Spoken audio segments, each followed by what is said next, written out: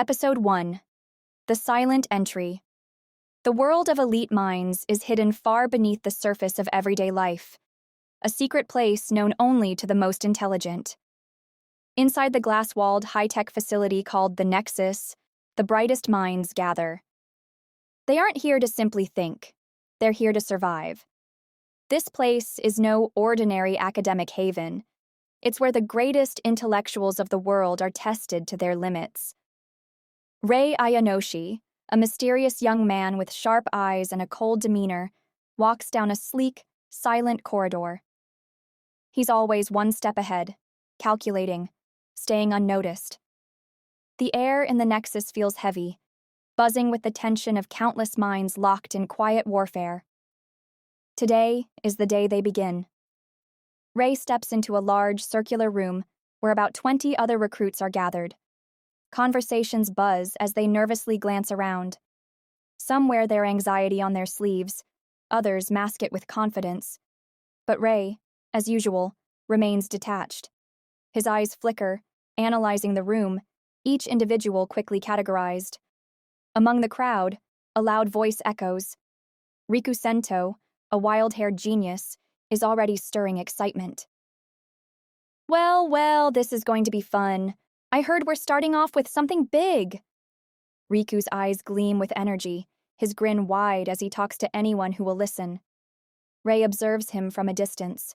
Loud, reckless, but there's a brilliance behind the noise, he thinks. Overconfidence will make him sloppy. On the other side of the room stands Mira Takami, poised and deliberate, her words calculated.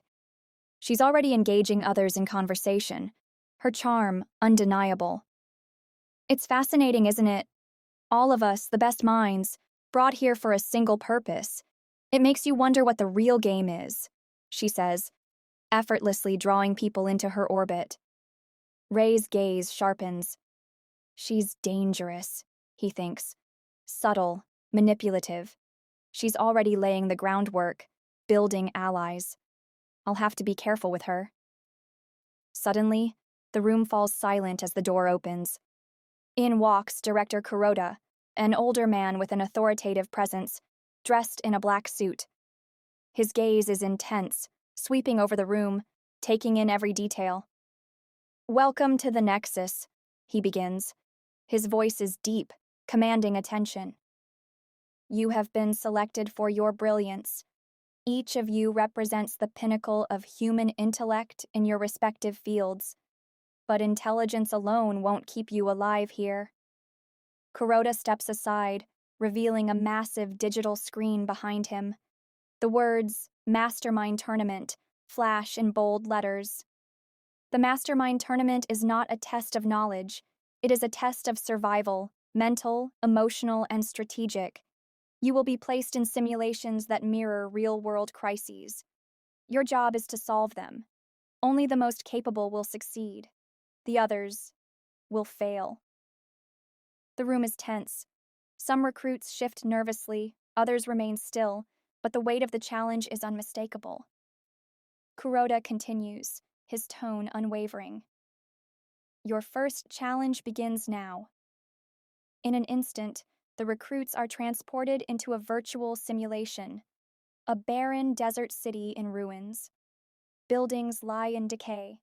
The wind blows sand across the streets, and the distant sound of unrest echoes in the background.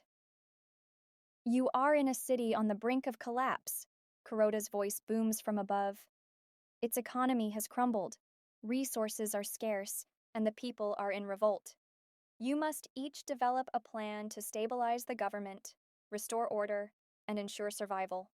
The simulation will end when one of you succeeds, or when all of you fail."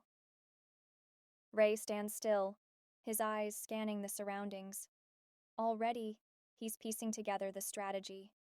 It's not the city, it's the people. They've already lost trust. Restoring order isn't about fixing the infrastructure, it's about restoring belief. But how? Rei's thoughts race, calculating possibilities. Riku, ever the optimist, is already at work, gathering materials and shouting to a group of recruits. "We can fix the water supply. If we build a filtration system, we can restore order with fresh water. Let's move. Ray watches him, noting his enthusiasm. He's going straight for the obvious solution. Fixing the system might work, but it won't solve the deeper problem of trust. Mira, meanwhile, is already speaking to the simulated citizens, her voice calm and persuasive. Listen to me. Follow my lead, and I will restore order. Together, we can rebuild, but we need to act now. She's weaving her web, pulling people in with promises of leadership.